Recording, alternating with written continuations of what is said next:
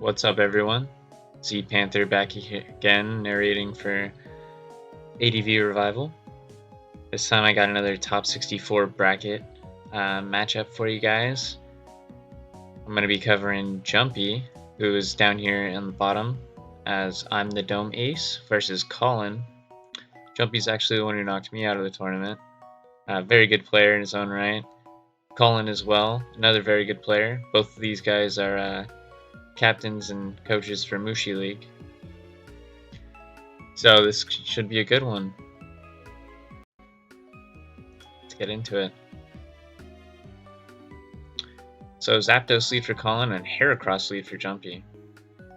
Kollin gonna scout as Jumpy just goes for the rock slide. Maybe Collin's gonna fish for the miss. Looks like Collin's gonna commit to that as Jumpy goes for his own substitute.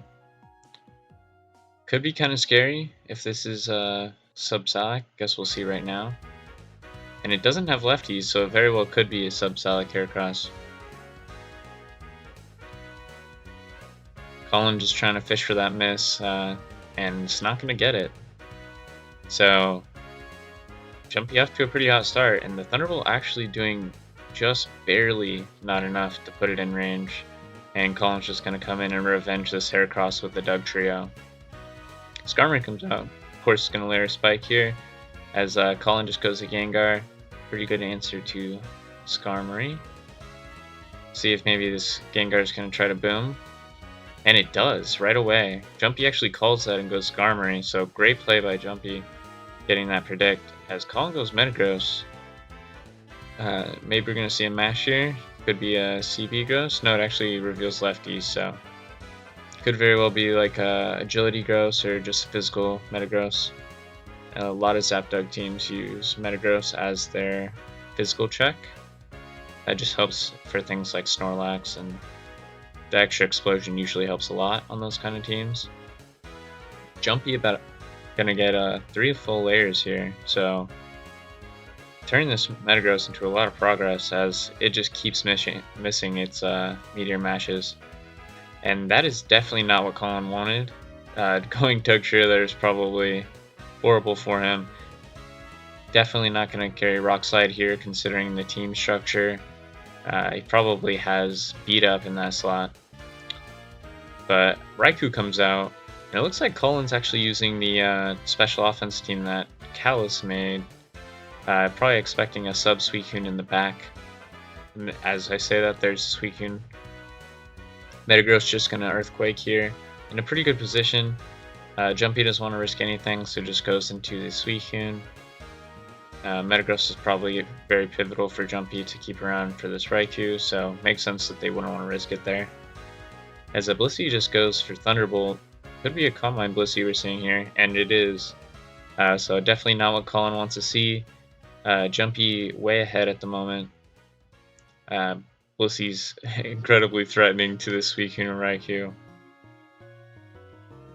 And if this is the original team, then this isn't Roar sub. This is probably Ice Beam for Kollin.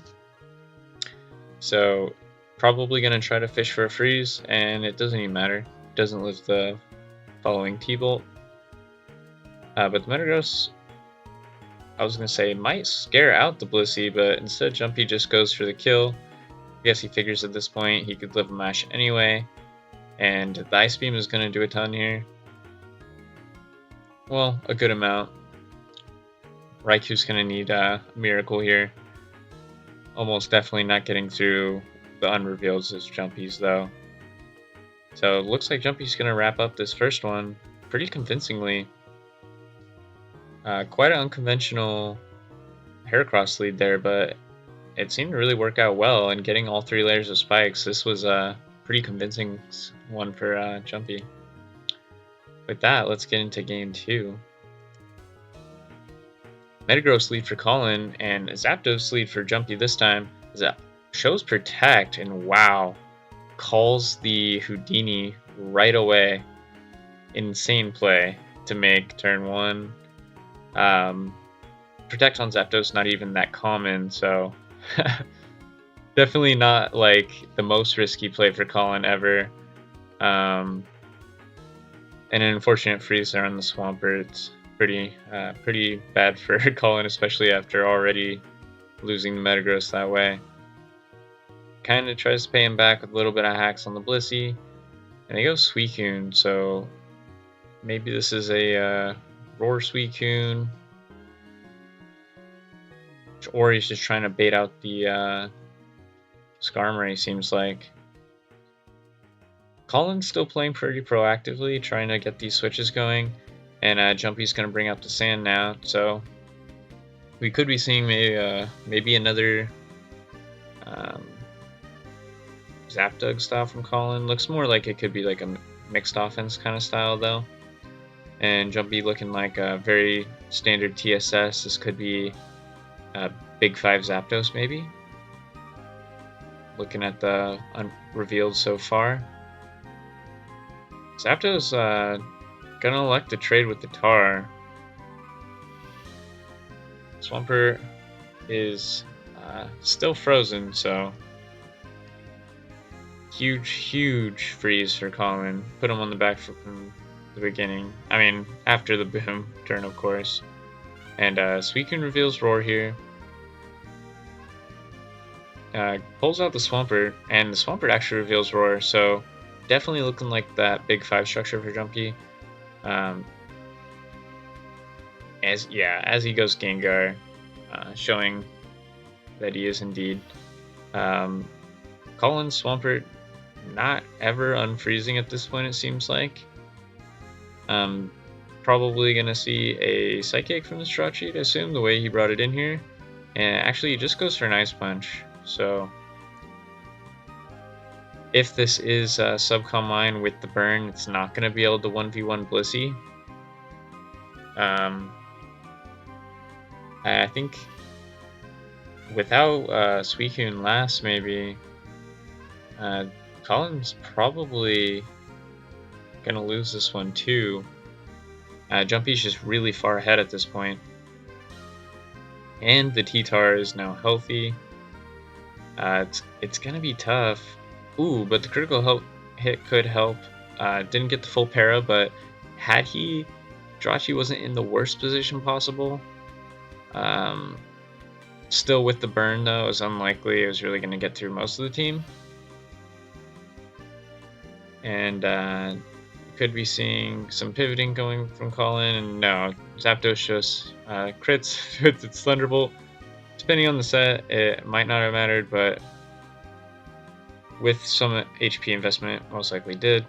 Either way, a Frozen Swampert here is not really going to make much progress for Kollin, especially we know that the Gengar is Hidden Power Grass from earlier.